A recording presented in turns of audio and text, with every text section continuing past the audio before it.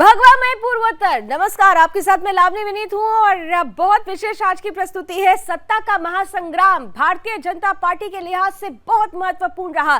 2024 के लोकसभा के पहले जो 9 राज्यों में चुनाव हो रहे हैं, उन 9 राज्यों में खास तौर से पूर्वोत्तर के राज्य, जिन्हें लोकसभा चुनाव के लिए लिटमस टेस्ट की पहली कड़ी कहा जा रहा था, इस पहली कड़ी में भारतीय जनता पार्टी के लिए गदगद करने वाली खबर आ चुकी है।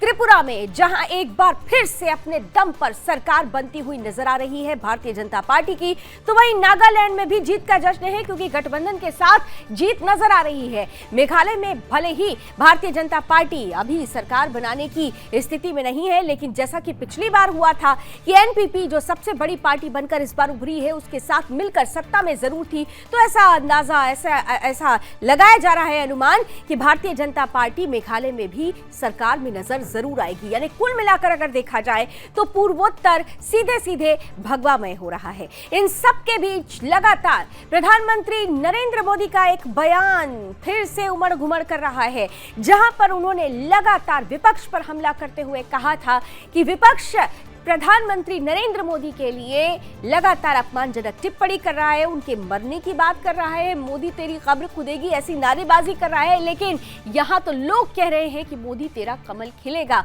तो भगवा में पूर्वोत्तर में क्या लोगों ने कमल खिलाकर यह साबित कर दिया है कि आज भी उनकी पहली पसंद नरेंद्र मोदी ही है। आज भी उनकी पहली पसंद और पहला विश्वास भारतीय जनता पार्टी पर ही है। और अगर भगवा में पूर्वोत्तर के साथ शुरुआत हुई है, आगाज ऐसा है, तो अंजाम कितना जबरदस्त होने वाला है।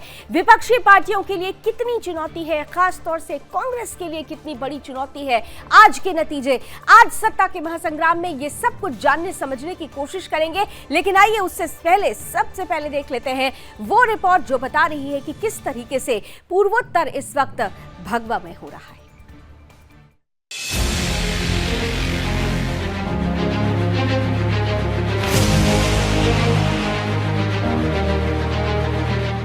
– 2024 के फाइनल से पहले पूर्वोत्तर के क्वार्टर फाइनल की जंग बीजेपी ने जीत ली है। त्रिपुरा में बीजेपी ने अपने दम पर बहुमत का आंकड़ा छुआ। राजनीतिक पंडितों की माने तो मेघालय में भी बीजेपी सरकार बना ले जाएगी। ये सिर्फ 3 राज्यों का चुनाव भर नहीं था, बल्कि 2024 की बड़ी लड़ाई से पहले एक अहम पड़ाव था, जो सभी पार्टियों के लिए बड़ा रियलिटी चेक भी है। इस रियलिटी चेक में बीजेपी ने बाजी मार ली है। जहां बीजेपी इस जीत से गदगद है, तो वहीं दूसरी ओर कांग्रेस और टीएमसी जैसे दलों के लिए एक खतरे की घंटी भी है। पूर्वोत्तर के क्वार्टर फाइनल पर सभी की नजर थी, लेकिन पॉलिटिकल पंडितों की नजर खास तौर पर नागालैंड पर थी। 1963 में नागालैंड राज्य बना, 60 साल गुजरे, 14वीं बार लोग सीएम चुन रहे हैं, लेकिन आज तक किसी भी सीट से कोई महिला विधायक नहीं चुनी जा सकी थी। इस बार ये परंपरा टूट गई। एनडीपीपी की हेकानी जाखालू दीमापुर से जीतकर नागालैंड की पहली महिला एमएलए बन गई हैं। सबसे दिलचस्प बात तो ये है कि हेकानी 7 महीने पहले ही राजनीति में आई हैं और बड़े बड़े दिग्गजों को पीछे छोड़ दिया है। बहरहाल पूर्वोत्तर के परिणाम से दिल्ली तक में राजनीतिक हलचल बढ़ गई है। पॉलिटिकल पंडित अब नए सिरे से सियासी समीकरण गढ़ने लगे हैं। साथ ही इस बात की भी चर्चा शुरू हो चुकी है कि मेघालय में बीजेपी किसके साथ मिलकर सरकार बनाती है। हेमंत श्रीवास्तव के साथ ब्यूरो रिपोर्ट, सुदर्शन न्यूज।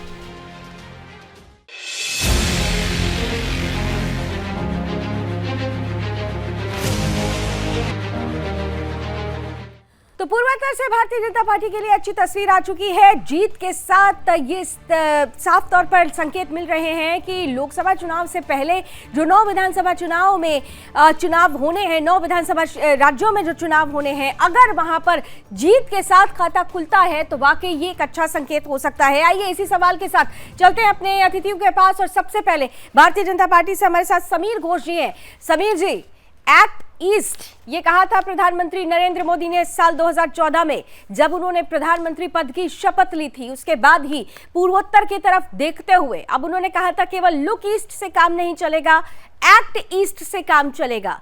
क्या ये नतीजा उसी नीति का परिणाम है? सभी को नमस्कार। हाँ जी, दे रहा है। जी बोलिए समीर जी। देश जब स्वाधीन हुआ था उसका बाद से लेकर के काफी दिनों तक सेंट्रल में जो राज किया था कांग्रेस गवर्नमेंट, ये पूर्वोत्तर को पूरा अनदेखा किया था, कुछ काम नहीं किया था इस एरिया में। मोदी जी जब से प्रधानमंत्री बना उसके बाद से यहाँ पे जो लूट ईस्ट का जगह में एक्ट ईस्ट का जो पॉलिसी लिया गया है और उसी का पॉलिसी का अंदर में त्रिपुरा में जिस तरह का डेवलपमेंट वर्क हुए एज ए होल पूर्वोत्तर एंटर नॉर्थ ईस्ट में जिस तरह का इंफ्रास्ट्रक्चरल डेवलपमेंट हुआ है, ये एक हिस्टोरिक।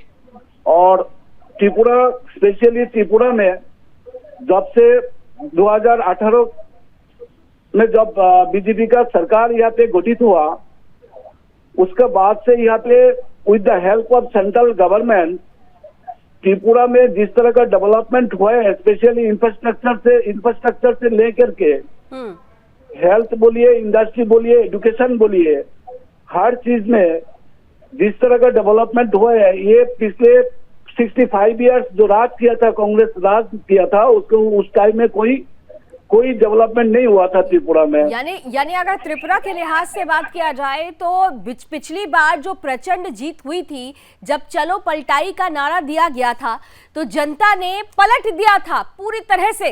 त्रिपुरा की किस्मत, नई किस्मत लिखने के लिए पूरी सियासत को ही पलट दिया था।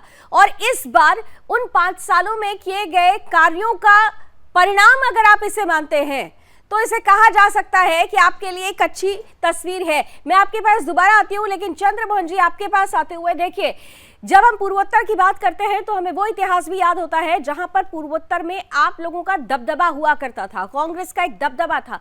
लेकिन धीरे धीरे ग्रेजुअली कांग्रेस क्यों नापसंद होती जा रही है लोगों की। इसी पूर्वोत्तर में खास तौर पे आपको त्रिपुरा में अपने आप को अस्तित्व में लाने के लिए उस दुश्मन के साथ भी गठबंधन करना पड़ा, जहां के लिए त्रिपुरा में हमने देखा था कि किस तरीके की परिस्थिति थी लेफ्ट और कांग्रेस के बीच में। उसके बावजूद अगर आज के नतीजे आपके पक्ष में नहीं जाते हैं तो फिर कमी कहां से रह जा रही है? देखिए, अगर चुनाव के नतीजे लावनी जी पक्ष में नहीं जाते तो वो बिल्कुल एक सोचने का विषय है। लेकिन नॉर्थ ईस्ट के जो भी ये स्टेट्स है, उन स्टेटों का ज्यादातर हमेशा रुझान सेंटर की सरकार के प्रति रहा। जिसकी सेंटर की सरकार रही ज्यादातर तब से अब तक ये उसी के लिए नॉर्थ ईस्ट ने हमेशा वोट किया। अब लेकिन मुद्दे कहाँ कंफ्यूज हुए और क्या चीज आई, उसका सबसे बड़ा विश्लेषण जो अभी आगे आएगा वो पार्टी के सामने उसको करा जाएगा। लेकिन क्या जिन स्टेटों पे भारतीय जनता पार्टी आज जीत के आई है, क्या वो अपने उन मुद्दों पे खरी उतरी? क्या उन मुद्दों को उसने जागृत करके काम करा? क्यों प्रधानमंत्री जो उससे अलग जाकर नॉर्थ ईस्ट में अलग बात करनी पड़ी? तो ये विषय भी उठेंगे, क्योंकि आज कहीं ना कहीं थोड़ा भाजपा के पास गई है और उसका श्रेय वो लेना चाहेंगे तो उनके ऊपर उसका एक प्रेशर भी रहेगा जिसका उनको जवाब देना पड़ेगा। नहीं, एक चीज आपने आप ये कहने की कोशिश, आप बोल रहे थे कि सेंट्रल में जिसकी गवर्नमेंट रही है, रुझान पूर्वोत्तर के राज्यों का ज्यादातर उनकी तरफ ही रहा है, लेकिन लगातार कांग्रेस की तरफ से तो सेंट्रल गवर्नमेंट पे ही क्वेश्चन मार्क उठाया जाता रहा। आप आज भी अगर आंदोलन करते हैं, सवाल उठाते हैं तो केंद्र सरकार पर उठाते हैं, लेकिन उसी केंद्र सरकार पर अगर पूर्वोत्तर के राज्य के लोग भरोसा जताते हैं और आप मुद्दों की बात कर रहे हैं तो मुद्दों को भी शामिल अगर कर लिया जाए तो भी तो जनता ने, अगर दोनों के बीच का कंपैटिबिलिटी देखें तो जनता तो भारतीय जनता पार्टी को पसंद कर रही है ना। वो कोई ऑप्शन क्यों नहीं ढूंढ पा रही है? और ऑप्शन के रूप में आप लोग अगर सामने हैं, आप बार बार केंद्र सरकार पर सवाल खड़ा करते हैं, तो ऑप्शन के रूप में भी वो आपको नहीं देख पा रही है। बिल्कुल गलत ऑप्शन तो देखो, कोई ना ये 224 का कोई ये स्टैंड आया, 224 का कोई, ये नॉर्थ ईस्ट के छोटे स्टेट्स हैं जिनका पूरी तरह से सेंटर के साथ अंतर रहता है। सर, बूंद बूंद से घड़ा बढ़ता है। लोकसभा चुनाव में तो पूर्वोत्तर के राज्य भी रहेंगे ना। अगर आप ये कह रहे हैं कि इनको आप नजरअंदाज करेंगे तो फिर बूंद बूंद से ही घड़ा बढ़ जाता है, एक वोट से खेल हो जाता है। साहब, मेरा वक्तव्य ये नहीं है कि बिल्कुल ठीक है कि बूंद बूंद से ही घड़ा बढ़ता है, लेकिन क्या विषय हैवी हुए उसकी बात मैं करना चाह रहा हूँ आपसे। क्योंकि ज्यादातर अगर आप इतिहास को देखेंगे लाके नॉर्थ ईस्टों की स्टेटों का, इनका तब से अब तक का ज्यादातर सफर जो स्टेट सेंटर गवर्नमेंट जिसकी रही ये हमेशा तो फिर इस लिहाज से ये मान लिया जाए कि आपने इन चुनावों में जिस तरीके से सीटों का चयन किया, जिस तरह से गठबंधन किया, आपने अपनी हार पहले ही क्या स्वीकार कर ली थी? नहीं, इसीलिए सीटों का कम सिलेक्शन हुआ, इसीलिए गठबंधन उनके साथ किया गया जिनके साथ आपके बिल्कुल नहीं ऑपोजिशन था एक समय त्रिपुरा में लेफ्ट के साथ, उनके साथ भी आप गए क्योंकि आप तो जानते थे ये चीज, तो फिर तो आपने हार पहले ही स्वीकार कर ली थी। लावनी जी, कोई भी पार्टी कभी भी जब लड़ती है वो ना कभी हारने के लिए नहीं लड़ती, उसका सपना सर मैं जीतने का आप होता ही है। की बात में आप दुविधाजनक बात कर रहे हैं। अभी आप कह रहे हैं कि ये वहां की जनता का ही रुझान होता है, उनकी दिलचस्पी होती है केंद्र में जो सरकार होती है उनको चुनना। दूसरी तरफ आप कह रहे हैं कि जीत के उद्देश्य से ही हर पार्टी उतरती है, तो दो बातें एक साथ नहीं चल सकती है ना साहब। कौन सा ऐसा विद्यार्थी है जो पास नहीं होना चाहता? सब पास होना चाहते हैं, लेकिन जब जनमत जनता के हाथ में आ जाए और जनता उसका निर्णय करे तो उसका विश्लेषण ठीक है। लेकिन अगर इसकी बैकग्राउंड के ऊपर का है कि जैसे आपने बोला कि जिस समय यहाँ कांग्रेस का डंका बजता था तो उस समय कारण जब कांग्रेस का था तो सेंट्रल गवर्नमेंट कांग्रेस हुआ करती थी। मैंने उस प्रोटेक्शन में आपको समीर घोष जी, चंद्रमोहन जी की बातें आपने सुनी, एक काउंटर आंसर, फिर मैं जाऊंगी बाकी के दो मेहमानों के पास। देखिए मैडम, मैं एक चीज बोलना चाहता है। यहाँ पे त्रिपुरा में कांग्रेस, आपको पता है कि सीपीएम का साथ में गठबंधन किया है और हमारी स्टेट में 60 सीट है, इसमें से 13 सीट का साथ इन लोगों को कॉम्प्रोमाइज करना पड़ा। जहाँ तो कांग्रेस पार्टी हमारी देश में राज किया है 21 साल से और इतना पुराना पार्टी है, 140 ईयर्स का पुराना पार्टी है। ये पार्टी यहाँ पे इतना साल तक 25 साल तक यहाँ पे कम्युनिस्ट शासन था और कम्युनिस्टों ने इन लोग कांग्रेस का जो समर्थक था, जो कार्यकर्ता था, इन लोगों को मारता पीटता था, खून करता था, खून खमारी इतना तो किया है, दर्शन किया है, अग्नि संयोग किया है। इस तरह का काम कंटिन्यू 25 साल कंटिन्यू और उसका पहले 10 आप कह साल रहे किया था। काम बोल गया, काम का ही ये परिणाम है, काम का ही परिणाम है। हालांकि थोड़ा सा आकलन आपको भी करने की जरूरत है क्योंकि पिछली बार की तुलना में सीटों में कमी जरूर आई है, इसलिए जरूरी हो जाएगा कि आप उसका आकलन भी करें। बहरहाल मेरे साथ इस वक्त मेरी सहयोगी जोजो हमारे साथ जुड़ रही है नागालैंड से, लगातार ग्राउंड जीरो पर जोजो बनी रही। तेजू तालुनाको हैं और हम प्यार से उन्हें जोजो कहते हैं। जोजो, आपके पास आते हुए नागालैंड बड़ा दिलचस्प इस बार रहा क्योंकि बीते इलेक्शंस की अगर बात करें और इस इलेक्शन की बात करें तो बहुत ज्यादा डाइवर्सिटी थी। हालांकि गठबंधन जिस तरीके का बना था उस गठबंधन से लग रहा था कि भारतीय जनता पार्टी सरकार में तो रहेगी ही रहेगी। नागालैंड में इस बार आपने क्या खास देखा इस पूरे चुनाव को अगर आपकी नजर से समझते हैं तो? जी, इस बार की नागालैंड की चुनाव में एक अलग ही चीज़ें देखने को मिली। वो जो है मोदी जी का नारा सबका साथ सबका विकास, जो दूर दराज की ग्रामीण तक के जहाँ कोई भी पहुँचते नहीं थे, वो मोदी जी की सरकार इस बार जाके हर घर हर ग्रामीण तक जाके लोगों तक बातचीत की। उसमें से लोग एक उम्मीद आया है कि आप बहुत सालों तक कांग्रेस नागालैंड में रूलिंग रहा, लेकिन ये एक इग्नोरेंस रहा। तो अभी इस बार नागालैंड के लोगों में ये एक जागरूकता आया कि आप ये बचपा के होते हुए हर घर हर ग्रामीण तक या सेंट्रल गवर्नमेंट की जो स्कीम छोटी से लेके बड़ी तक आके नागालैंड की कोने कोने गांव तक पहुंच रहे हैं। ये एक नया चीज़ देखने को मिला। और नागालैंड में इस बार की एक इतिहास जो पहली बार 4 महिलाएं को टिकट दिया गया, उन 4 महिला में से 2 की विजेता भी हुए। 8 है श्रीमती हेकानी जाखलू दिमापुर 3 से एनडीपीपी पार्टी से विजेता हुई और दूसरी 8 वेस्टर्न अंगमी रीजन से एनडीपीपी पार्टी से मैडम सालुतुन्यो क्रूसे की विजेता हुई। तो आज इस साल की 14 लेजिस्लेटिव असेंबली में पहली बार 2 महिलाएं नारी शक्ति हमारी नागालैंड की लेजिस्लेटिव मेंबर जानने जा रहे हैं। ये एक बहुत ही खूबसूरत और बहुत ही अलग नज़ारा देखने को मिला। और यहाँ की ऐसे नहीं है कि लड़कियां पीछे है, लेकिन लोग एक डोमिनेटेड मेल सोसाइटी है, तो ये इसीलिए लोग हम नागालैंड की लड़कियां नारी शक्तियाँ मर्द को पहली मौका देते हैं, लेकिन अभी मर्द ने भी हमारी लड़कियों को इज्जत दी, वही सेम हक दिया और 4 महिलाओं को खड़ा किया, नागालैंड की एक लड़कियां बीजेपी किस से, तरीके एक कांग्रेस से और 2 परचम एनडीपी लहराती पे। हैं, कुछ जो इसका हमारे सामने आप उदाहरण है, आप एग्जाम्पल है। ग्राउंड जीरो पर नागालैंड की आपने जो कवरेज की है वो बहुत कमाल की रही है। और प्रणव जी, इसी के साथ आपके पास आती हूँ, जैसे कि महिलाओं की भागीदारी की बात चल रही है, W20 अभी थोड़े दिन पहले ही 2 दिवसीय बैठक हुई संभाजीनगर में, और वहां पर ही क्लियर किया गया कि डेवलपमेंट विद विमेन और डेवलपमेंट लेड बाय विमेन, ये जो अंतर था वो कहीं ना कहीं से नागालैंड में जरूर उसकी जीत का एक आधार बना। बहरहाल, लेकिन प्रणव जी, पूरे अगर पूर्वोत्तर की बात करते हैं, तीनों राज्यों की बात करते हैं, कहा जा रहा था कि ये लिटमस टेस्ट है एक तरह से लोकसभा चुनाव का, क्योंकि पहला नतीजा ही तय कर देता है कि आने वाले वक्त में क्या होना है। आपकी नजर से प्रणव जी, पूर्वोत्तर को लेकर। जरूर, ये तो ऐसी टेस्ट है लोकसभा इलेक्शन के पहले बीजेपी के लिए भी और कांग्रेस और बाकी जितना भी पार्टीज है,